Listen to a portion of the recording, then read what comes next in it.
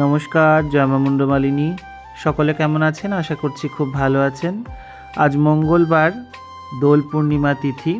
তো দোল পূর্ণিমা উপলক্ষে আজ শ্রী শ্রী মা মুন্ডমালিনী মাতা ঠাকুরানীরও দোল উৎসব পালিত হবে। তো আজ যেহেতু দোল, সেই কারণে গতকালকে মাকে একটি নতুন শাড়ি পরিয়েছিলাম। একটুখানি কালারটা অন্যরকমভাবে পরাবো বলেই মনে করেছিলাম, তা গোলাপির মধ্যে পরাবো বলে খুঁজে পাইনি শাড়িটা। তো এটা হাতের কাছে পেয়ে এই জামদানিটাই পরিয়েছি। আর অনেক দিন যজ্ঞকুণ্ডটা মোছামুছি করা হয় না, যেহেতু ভোরবেলায় উঠেই পড়েছি, সমস্ত কাজ মোটামুটি হয়ে গেছে। আজ একটু তাড়াতাড়ি পুজোয় বসবো, তো ওইদিকে মনে করলাম যে যজ্ঞকুণ্ডটা একটুখানি লেপে পুছে পরিষ্কার করে নিই। করে দেয় সবাই, তবুও যাই হোক, আজকে দোলের দিন কে আসবে না জানি না, সে কারণে একটু নিজে নিজেই করে নিলাম। সেরকম বিশেষ লেপাপোছা করতে আমি পারি না, ওইসবে অত আমি পারদর্শী নই বা দক্ষও নই। যেটুকুনি যা পারলাম এই আর কি লেপাপোছা করলাম। যজ্ঞকুণ্ডটা বেশ মানে গাটা ফাটা ফাটা হয়ে গেছিলো এবং কিছু জায়গা খসেও গেছিলো। নতুন মাটি লাগিয়ে একটু ভালো করে লেপে পুছে নিলাম। এগুলো সবাই গঙ্গা মাটি দিয়ে করা হয়। আমারই এক শিষ্য জয়গুরু ঘোষ বলে, ও আসে গ্রাম থেকে, ওখান থেকে গঙ্গা মাটি নিয়ে আসে, তো ওর মাটি দিয়েই আর কি লেপাপোছা চলে। তো আমি এখন নিজের প্রয়োজন মতন কিছু বেলপাতা আমি পেরে নিয়েছি, যেটুকু পুষ্পপত্র গোছানোর জন্য আর কি লাগবে। পরে আবার কেউ এলে পরে পাড়িয়ে নেব। আজকে রুমারা আসবে না শুনলাম, তো ওরা আসলে পরে অন্য দিন বেলপাতা নিয়ে আসে, আবার সোনাডাঙ্গার মা এলেও নিয়ে আসে। তো যাই হোক, হয়ে যায় এভাবে। তো পরে কে আসবে না জানি না, যেহেতু দোল, সবাই বাড়িতে কাজ আছে বা একটুখানি আনন্দ উৎসব করে, তো সেই জন্যই আর কি আমার যেটুকুনি প্রয়োজন তুলে নিলাম। আর এখন বড্ড বেলপাতায় নোংরা আবার ঝরে যাচ্ছে, তো যাই হোক এভাবে ধুয়ে মুছে পরিষ্কার করলাম। আর যেহেতু পূর্ণিমা লেগে যাবে, সে কারণে গতকালকেই তুলসী পাতাগুলো তুলে রেখেছিলাম। তো একটা প্যাকেটের মধ্যে রেখেছিলাম ধুয়ে, জলটা শুকিয়ে গেছে, তো যাই হোক একটু ভিজিয়ে রাখলাম, একটু সতেজ হয়ে উঠুক। মূর্ছা গেছে তো একটু সতেজ হলে পরে দিতে সুবিধা হবে। আর এদিকে কিছুটা দূর্বাও আমি তুলে নিয়েছি নিজের প্রয়োজন অনুযায়ী, তো পরিষ্কার পরিচ্ছন্ন একটা করে নিচ্ছি দূর্বা। এবার সব ধুয়ে পুষ্পপত্রটা গোছগাছ করে নিতে হবে, কারণ আজকে একটুখানি চেষ্টা করব সকাল সকাল পুজোয় বসার। যদিও 10:30টার মধ্যে আমাদের পুজো বসে যায়, তো আজকে আরও সকালে হতে পারলে পরে একটুখানি ভালো হয়, কেননা দোলের দিন সবাই দূর দূরান্ত থেকে যদিও বা আসে, তো তাদের তো আবার ফিরতে হবে, যানবাহনের সমস্যা হয় অনেক সময়, অনেক ক্ষেত্রে, সেই কারণে।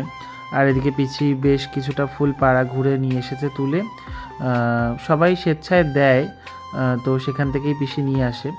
তো বেশ কয়েক রকমের ফুল আর কি পিসি তুলে এনেছে, দেখুন বেশ ভালো লাগে। যাই হোক, পিসি আছে বলে তাও এই সমস্ত বিভিন্ন রকম ফুল প্রত্যেক দিন দিয়ে মাকে অল্প বিস্তর কিছু হলেও নিয়ে আসে। তো যাই হোক, সব রকম ফুল হলে পরে ভালো লাগে, মনটা ভালো লাগে। তো একটা করে, এখন তো বসন্ত ঋতু চলছে, ফুল প্রচুর ফুটবে আর ফুটছেও। আর এদিকে ফুলওয়ালা কাকুও চলে এসেছে ফুল নিয়ে, সেই ভোর থেকে সমস্ত কাজ একা হাতে করছি। তো যাই হোক, এবার ফুলগুলোকে একটুখানি দেখে বুঝে নিতে হবে। আর এদিকে লক্ষ্মী কাকিমাও চলে এসেছে, মায়ের মন্দির মোছামুছি করছে। আর এই ফাঁকে আজকে সকাল সকাল ফুলওয়ালা কাকু এসেছে। ফুলওয়ালা কাকু একটু সকালে এলে পিসিরও একটু সুবিধা হয় মালা টালা গাঁথার জন্য। আর আমি এদিকে নৈবেদ্যের জোগাড় করতে বসে গেছি। তো নৈবেদ্যটা হয়ে গেলেই মোটামুটি বেশ বড় অনেকটা কাজ মনে হয় যেন মাথার থেকে নামলো। আর পুজো মানে তো একটা কাজ নয়, অনেক কাজ। তারপরে 5টা ভক্তের আগমন ঘটে, তো যেখানে 5জন লোক নিয়ে কাজ, আপনারা জানেনই নিশ্চয়ই সব কিছু সামলাতে কতটা পরিশ্রম হয়। ভক্তরা ঢোকার আগে যদি নৈবেদ্যটা হয়ে যায়, তাহলে পরে যাই হোক একটু নিশ্চিন্ত, কেননা কেউ যদি চলে আসে আবার এই এক কথা বলবে, ও এক কথা বলবে, এই করতে করতে দেরি হয়ে যাবে। এখন অবধি কেউ এসে পৌঁছায়নি। যাই হোক, আমি তাও ওদিকে আমার এক ভাই আছে, ভাইয়ের সঙ্গে কথা বলতে বলতে নৈবেদ্যটা আমি করে নিচ্ছি। আজ বেশি ফল বানাবো না, কেননা দোল যেহেতু, পরে এলে পরে সে গোটা ফল বানিয়ে দেওয়া যাবে কিন্তু এখন বেশি বানিয়ে রেখে নষ্ট করব না। যেটুকুনি প্রয়োজন সেইটুকুনি নিয়েই আর কি আমি এক এক করে সব করে নেব। সমস্ত রকম ফল আমি আমান্য করে নিয়েছি, এখন আর কিছু দিয়ে এবার সেটাকে পরিপূর্ণ করে নেব। একটা সময় দোলযাত্রা ছিল আমাদের মন্দিরের, একটা কি বলবো, বড় উৎসবের মতোই আর কি হতো। এখন সেগুলো মনে পড়ে। গত 2 বছর যাবৎ, যাই হোক 2 বছর বলবো না, গত বছর হয়নি, কেননা যেহেতু মন্দিরটা ভাঙাভাঙি হয়েছিল একটুখানি। মন্দিরটা আবার যেহেতু নতুনভাবে সাজিয়ে তোলা হয়েছে, সেই কারণে গত বছর বন্ধ ছিল, আর এবছরও আমি বন্ধই রেখেছি, কেননা ওই রং আবির প্রচণ্ড নোংরা হয়, আর কিছু একটু মানসিক দিক থেকেও আমি একটু চিন্তায় রয়েছি, সেই কারণেই আর কি এবছর করলাম না। মা যদি চান আগামী বছর অবশ্যই হবে। সত্যি বলতে খুব আনন্দ হয়। 7-8 বস্তা আবির এই মন্দিরের উঠোনে ওড়ে, ভক্তরাও খুব আনন্দ করে এবং আনন্দ পায়। এই আবির নেওয়ার জন্য বা এই আনন্দ করার জন্য দূর দূরান্তের ভক্তরা ছুটে আসে। ঢাক ঢোল বাঁশির আওয়াজে মন্দির একদম মুখরিত হয়ে ওঠে। আর এদিকে মহাদেবকে তুলেছি বেলপাতা পাড়ার জন্য। পরে কে আসবে আমার খুব চিন্তা হয়, আমি চিন্তায় ভুগি সবসময় যে কী হবে কী হবে না। তো ওকে তুলেছি, আমি এদিকে মাকে সাজিয়ে নিচ্ছি। ফুলালা কাকু আজকে এই ডালিয়ার মালাখানা নিয়ে এসেছে। কাকু ঠিক বোঝে আমার কখন কি চাই, কি পছন্দ। ভেবেছিলাম আজকে একটি পলাশের মালা পরাবো, তাও বাবা রুমা তো আজকে আসবে না, ও কোথায় গেছে। রুমা এলে আবার হতো, আগের দিন এনে দিয়েছিল। তো আজকে এই ডালিয়ার মালাটাই দিলাম। তা দেখলাম শাড়ির রঙের সঙ্গে, তারপরে যেহেতু আজকে রং দোল, সেই কারণে বেশ ভালো রংবাহারি মাকে লাগছে, ভালো লাগছে মাকে, খুবই সুন্দরী লাগছে। তো দোলের সাজে মাকে ভালোই মানিয়েছে। আর আমি মাকে খুব একটা বেশি আবির টাবির দিই না, কেননা দিলে পরে সত্যি কথা বলতে কোথাও দাগ বসে যাবে কি হবে, আবার এদিক ওদিক প্রচণ্ড নোংরা হয়, এগুলো পরিষ্কার করা খুব কষ্টসাধ্য। আর নিত্য সেবা যেহেতু হয়, সে কারণে বেশি নোংরা হলে পরিষ্কার পরিচ্ছন্ন করা এবং সময়ের মধ্যে সেবা সম্পূর্ণ করা সবই তো একটা কাজের মধ্যে পড়ে। তো যাই হোক, পরিশ্রমটা অত্যাধিক হয়ে যাবে, সেই কারণেই আর কি বেশি আবির দেই না মাকে। মায়ের প্রসাদী করে দেওয়ার পর ভক্তদের মধ্যে দিয়ে দেওয়া হয় আবির, এই আর কি। আর এদিকে ঢাকিও চলে এসছে, দেখুন ঢাক বাজাচ্ছে। আজ ওর ভাস্কর আসেনি, ওর বাবাকে পাঠিয়েছে। ওর বাবাও খারাপ বাজায় না, মোটামুটি ভালোই বাজায়, কাজ চলেছে।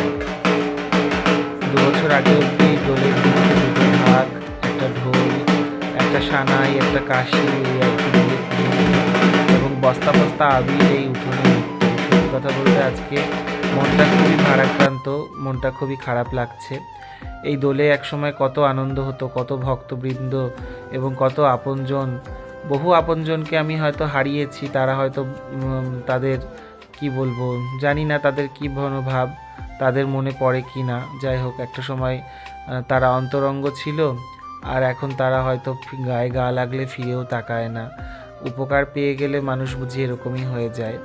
তো যাই হোক, ও সমস্ত কিছু আমি ভাবি না বা ভাবতেও চাই না। তবুও বিশেষ দিনগুলো এলে পরে তাদের কথা মনে হয়, তাদের আমার কথা মনে হয় কি আমি জানি না, কিন্তু আমি তাদেরকে ভুলতে পারি না। আমার এখনও তাদের কথা মনে হয়।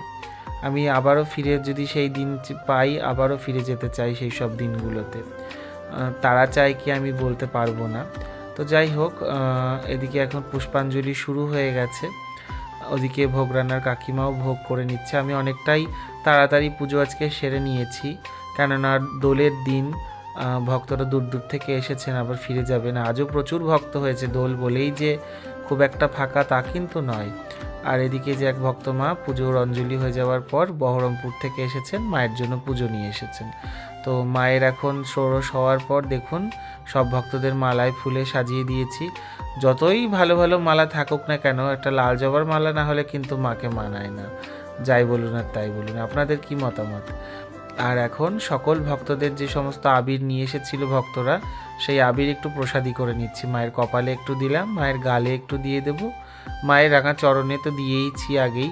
তো যাই হোক, এই প্রসাদী আবির আরতির পরে সকল ভক্তদের মধ্যে দিয়ে দেওয়া হবে, সকল ভক্তকে আমি দেব, তারপরে ওরা নিয়ে যে যা করবে করবে। আর এখন মায়ের ভোগ নিবেদন হয়ে গেছে। ভোগে আজকে ভাজা 5 রকম, খিচুড়ি আর হচ্ছে আলুর দম, চাটনি, পায়েস, এই দিয়ে মায়ের ভোগ নিবেদন হয়েছে। পূর্ণিমা যেহেতু চিরভোগ তো হবেই, এটা আমাদের আগাগোড়া হয়ে আসছে। আর গত বছর থেকে এই নিয়মটা আমি পরিবর্তন করে অন্নভোগ দিচ্ছি। আর এই যে আমার এক পিসি, ইনি গোপালপুর থেকে আসে, আমার খুব কাছের পিসি, আমাকেও খুব ভালোবাসে আর আমিও পিসিকে খুব শ্রদ্ধা করি। উনি স্বজাতিতে ঘোষ, তো সেই কারণেই মায়ের জন্য অনেকটা দুধ এনেছে। যাই হোক, আজকে থেকে যাবে, জাল দিয়ে রেখে দেবো, পরে সেতলে ব্যবহার করব। এক ভক্তের কন্যা সন্তান হয়েছে মায়ের কৃপায়, তো সেই কন্যা সন্তানেরই আজকে মুখে প্রসাদ খাওয়াবার জন্য নিয়ে এসেছে। তো আমি তাই মুখের প্রসাদটা মায়ের অন্নভোগ হয়ে যাওয়ার পর আমি মুখে প্রসাদটা দিয়ে দিচ্ছি। সত্যি কথা বলতে মায়ের কাছে কেউ খালি হাতে এলে ভরা হাতে যায়, এবং খালি কোল নিয়ে আসলে কিন্তু ভরা কোলে যায়। আমি বাচ্চাদেরকে খুব ভালোবাসি, সেই কারণে সকল বাচ্চাকেই আমি আমার কোলে তুলে নিয়ে তারপরে তাদেরকে আমি প্রসাদ খাওয়াই। আগাগোড়াই আমি এটা করি, আর আজও আমি তার অন্যথা করিনি, সেভাবেই আমি একেও প্রসাদ খাওয়ালাম। আমি খুব বাচ্চা ভালোবাসি, পছন্দ করি, কেননা মা আমার কাছে শিশু কন্যা রূপেই ধরা দিয়েছিলেন।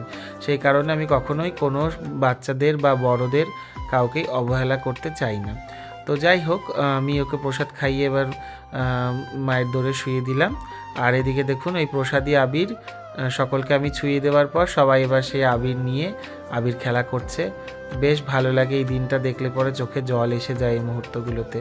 আগেকার যা মুহূর্ত আপনাদের সঙ্গে একদিনকে শেয়ার করব, সেইগুলো দেখলে পরে আপনারা কি বলবেন, কি যে আনন্দ ছিল।